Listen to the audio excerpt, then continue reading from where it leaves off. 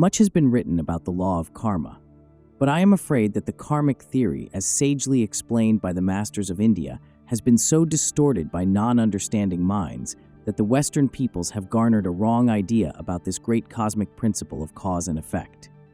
You have relegated the word karma to a limited meaning, to refer only to the past. But this is erroneous.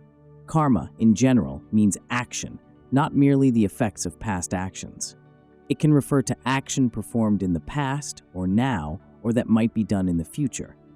When you say water, you may be referring to water in general, or you may specifically mean fresh water, or salt water, or any other kind of water.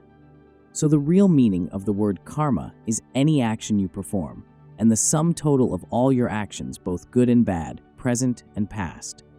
Actions that you are performing now are called present karma. Actions that have already been performed are called past karma.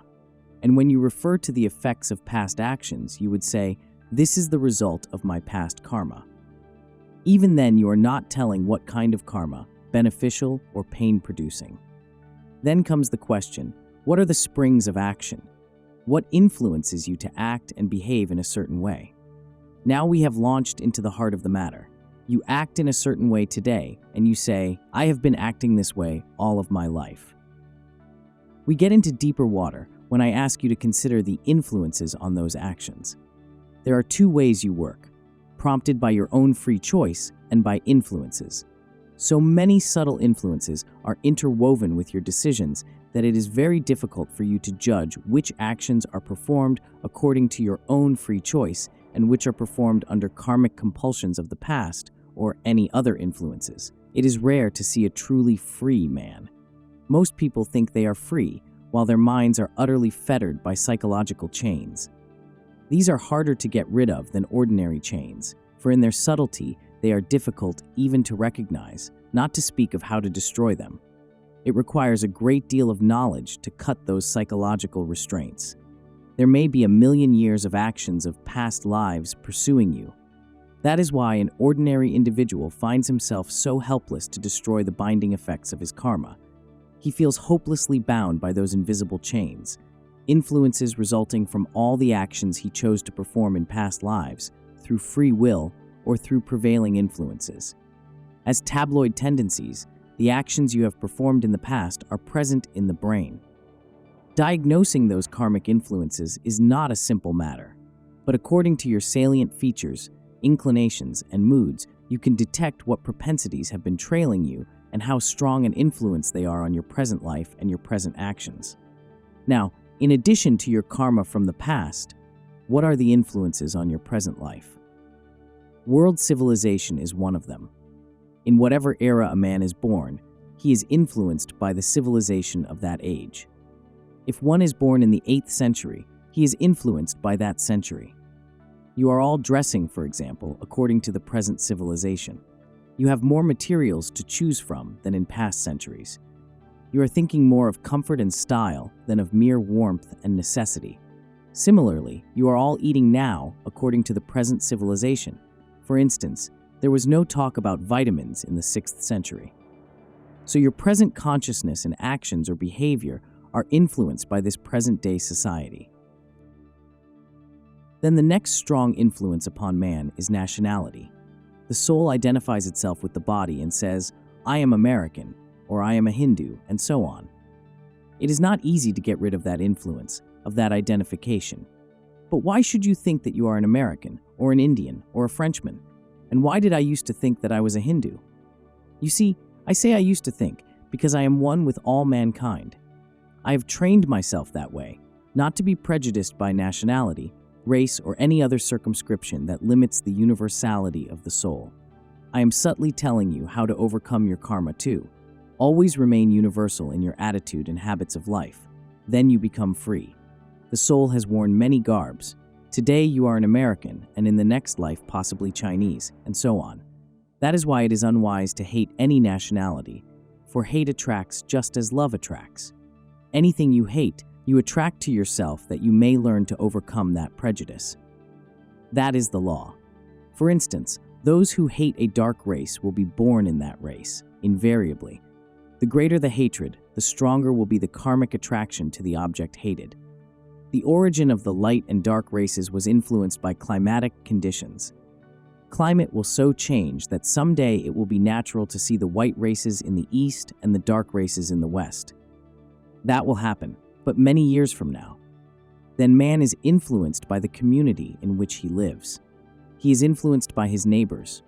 If he lives in an aristocratic neighborhood, he tends to behave in an aristocratic way. If he lives among businessmen, he behaves like them. Different kinds of people have different kinds of habits that influence you. Mix with artists, and you will think that is the only way to be. I am not condemning artists, but they need to be more practical-minded. You cannot live on beauty alone. I slept and dreamed that life was beauty. I woke and found that life was duty. You must see beauty in duty. Remain in the company of spiritual persons, and you will think spiritual thoughts. Environment is stronger than willpower. If you want to be spiritual, seek good company and don't mix with those whose bad habits may wrongly influence you. You are also strongly influenced by your family. You think that you belong to a particular group of people, the family unit. They have put a trademark on you, and their habits encumber you. Lastly, everyone is drunk with some habits. Sometimes man is crazy about money, and sometimes he is crazy for love, and then for fame, and so on. All the time battered and bludgeoned by the influence of his own habitual past actions of this life and past lives. That is the hypnosis of karma. Where is your freedom? How little freedom you have left. The freedom that God has given to you as his own, to touch the Milky Way and to feel your presence in the flowers and in the stars. That freedom has gone completely because of the many influences upon you. Most people are like psychological antiques, brittle with set ideas, with set influences. The minute you sit on them, they break. That is why our Indian astrologers say we are all puppets. I do not believe that. I believe you can destroy any karma you want to. If you close all the doors and windows in a room, darkness is there. But if you bring in the light, that darkness is gone instantly. Even the darkness that has permeated a cave for thousands of years is vanquished immediately when light is brought in. Will you reason that it will take light 100 years to destroy those aeons of darkness? That is foolish. So, we may have karma of past lives, under whatever civilization, nationality, community, and family we have lived, and of this life with the influences of this present civilization, nationality, community, and family. But if we realize we are gods, we will be free from that karma now. Every human being is made in the image of God. If you find that image within you, how can you have any karma?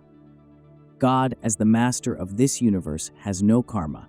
If you know that you are one with God, there can be no karma for you. A venomous snake is not affected by the poison within it. It is also true that while delusion, or Maya, is in the manifestation of God in creation, and that it affects us, it does not affect him. That is not fair, is it? That is why he has to give us salvation, but it will not come unless we demand it. Being made in God's image, we can be free from karma provided we claim our divine heritage from him. You have been led to believe exactly the opposite.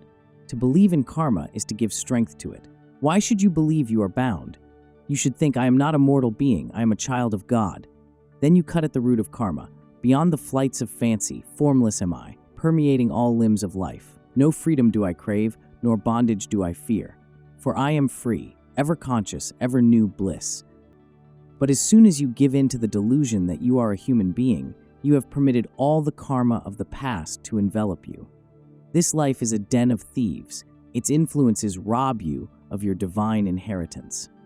When you say, I don't belong here, and you make the effort to get out, you will no longer be an unwilling captive. You must salvage your freedom. When you have made certain resolutions, have you been able to carry them out? If you have not, you are bound by karma. But if you have been able to do the things you wanted to do, guided by your discrimination, and not because of the influences of your past or present karma, or because of your national or social or family life, that is freedom. Judge everything from the standpoint of discrimination and wisdom. Let not your actions be governed by habits or blind obedience to social customs according to what other people think. Be free. Once in a while, you see a free man, one who doesn't walk in dead men's shoes, one who is free because his actions are not influenced by anything but wisdom. That is the mark of Mahatma Gandhi's greatness. When he went to England and visited the king and queen, he didn't put on a dress suit, as was the custom. He was received by them in his simple village loincloth and shawl. He enjoys great freedom because he lives his ideals and is not bound by social custom. Whenever you do anything, ask yourself whether it is merely because of what other people may think about you, or whether you are following discriminative wisdom. That is the criterion by which I act. Even as freeborn Americans, you do not know what real freedom is. Many people think that whatever comes into their brains they may do, and believe that to be freedom. But true freedom lies in doing what you should do when you ought to do it. Otherwise, you are a slave. Be actuated by wisdom alone. If you are not able to do that, you are going to remain a slave for centuries of incarnations. Now, to follow truth doesn't mean you have to bludgeon others with your convictions. Share truth only when it is welcomed or asked for. Otherwise, learn to be quiet. Keep your own counsel. But when you feel you should speak, speak. Stand against the world if necessary.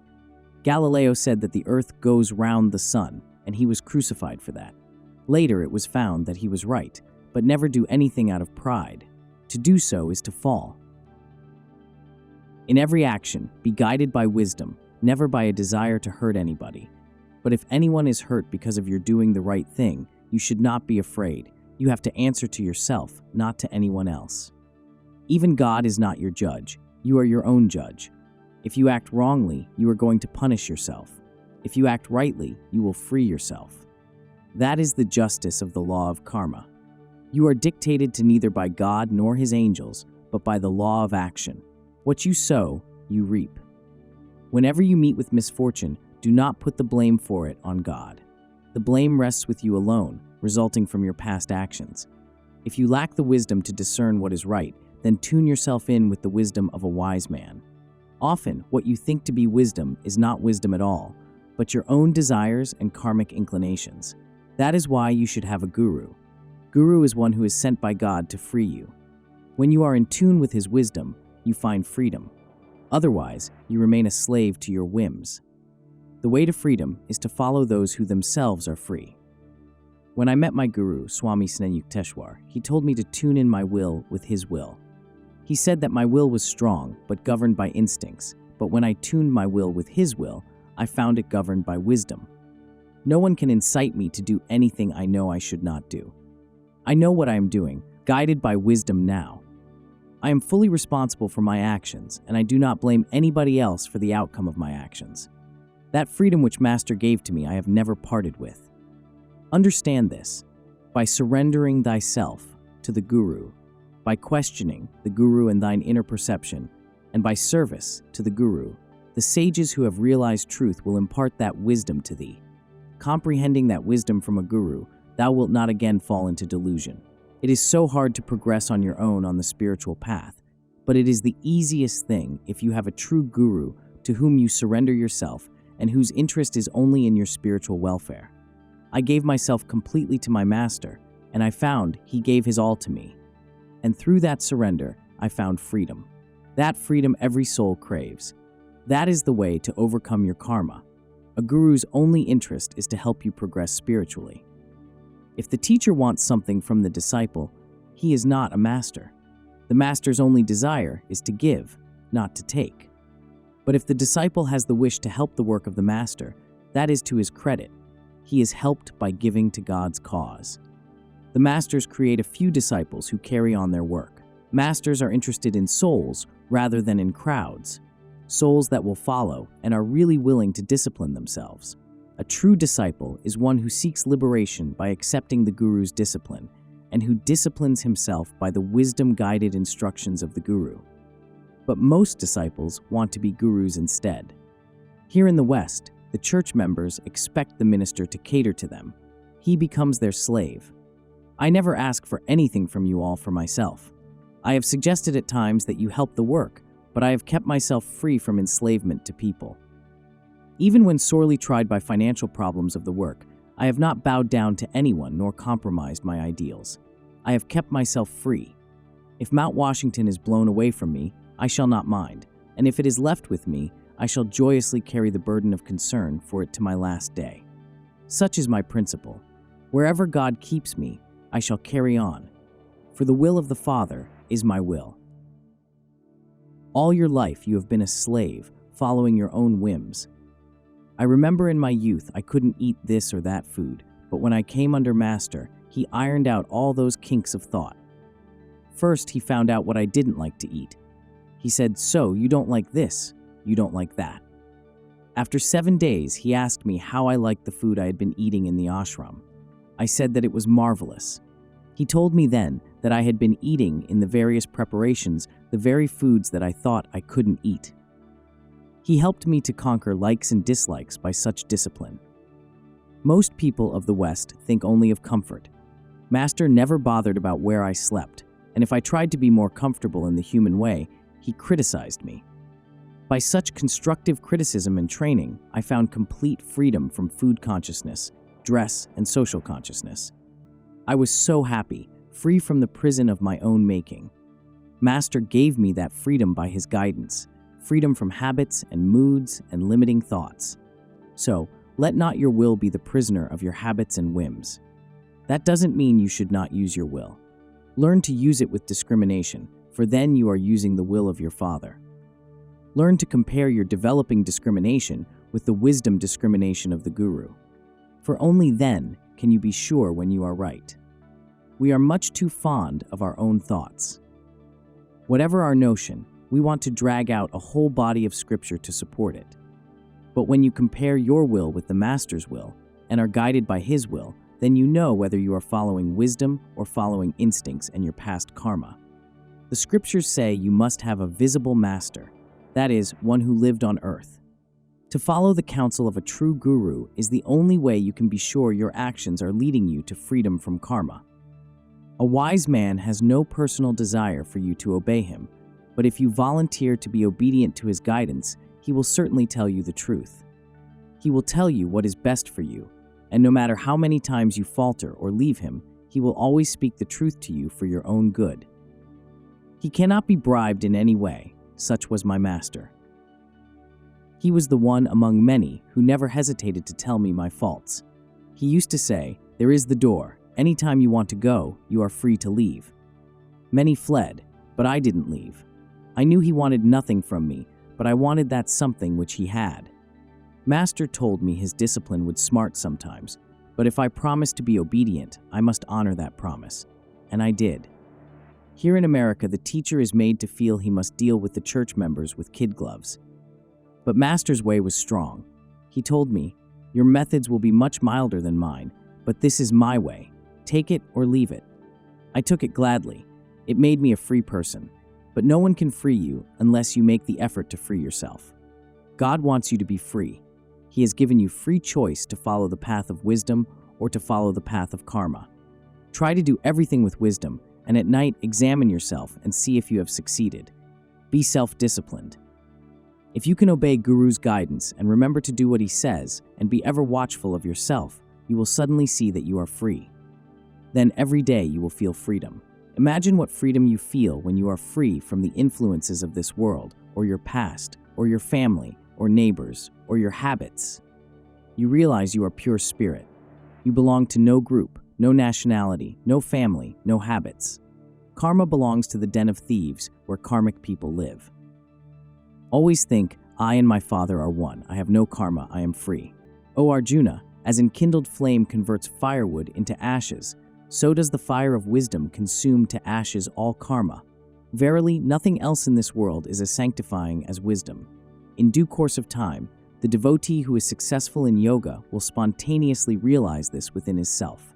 When you destroy the causes of karma, you have destroyed the roots and future seeds of all suffering, all misery. You become the true sons of God. You have claimed your own true nature. It does not matter then what happens to the body. Those who are bathed in wisdom know that nothing can hurt them. Jesus knew he was going to be crucified, but he was not touched by this knowledge. By rebuilding his body temple after death, he showed that he was free from karma. To admit karma means to accept yourself as a mortal being. Do not admit you are a helpless mortal governed by karma. Affirm, I am a child of God. I am his. That is the truth. Why shouldn't you proclaim the truth? As soon as you realize this truth, your status is changed. But when you admit you are immortal, you bind yourself with the chains of the mortal being. You are the sons of God. You are gods. How could karma influence you? Refuse to be bound by karma.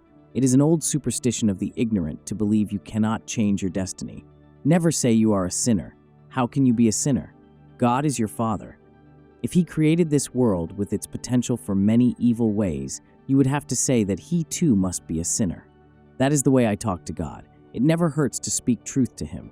If God can be away from the evil of His creation, so can we. As He is free, we can be free. Never again identify yourself with evil. You may have made a mistake, but it doesn't belong to you if you give it up. Destroy your karma by wisdom. Live in the consciousness of spirit. Today you say, I am spirit, and tomorrow you do something wrong and want to give up. Don't accept your weaknesses. Jesus on the cross didn't give up. Even in the midst of the greatest torture or temptation, if you can hold on to your perception of wisdom, you will in the next minute be free. The wise retain that freedom even when facing death, but the ignorant fall back on their old mortal habits. If you give up and think that there is no chance for you, you have pronounced your own fatal judgment. You are the one who created your good and bad karma, and when you say there is no hope, you have failed. But when you think, I am free, I am strong, even though bad karma strikes me, still I will not give up, then you will see your good karma coming forth. No matter how bad your karma is, try to diagnose your life and strive to do good, to do right according to your wisdom. Your karma will change. You will see that your bad karma will change into good. Every night, keep a mental diary. See if your habits have crushed you. Whenever a person does wrong and says he can't help it, he is a slave.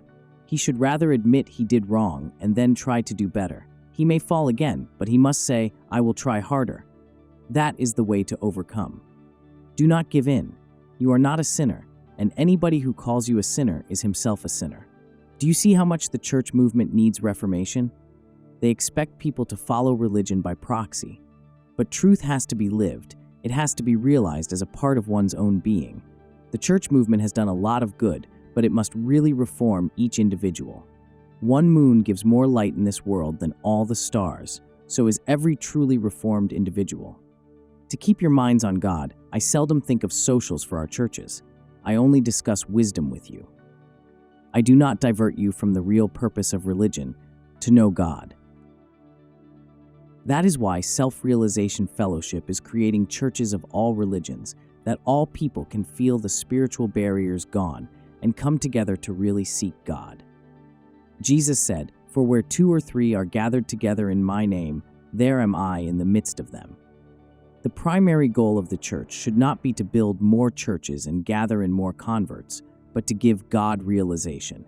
Hives without the honey of God communion are nothing. Jesus warned that the blind cannot lead the blind. If you have not God, you cannot give God to others. I told Master I would never stand before a congregation and talk about God unless he gave me the experience of God. That is the important thing, to have that divine experience of God. God has given us the methods to destroy karma. Guide your actions by wisdom, not influences. Be self-disciplined and follow the wisdom guidance of a true guru. Believe in your divine inheritance as a child of God made in his image. Associate with good company, such as coming here to church regularly, and practice the techniques that will give you actual personal experience of God. Hear about the wisdom of yoga, equipped with which, O Arjuna, thou shalt shatter the bonds of karma. Each of you, by the example of your life, must be a messenger of this light.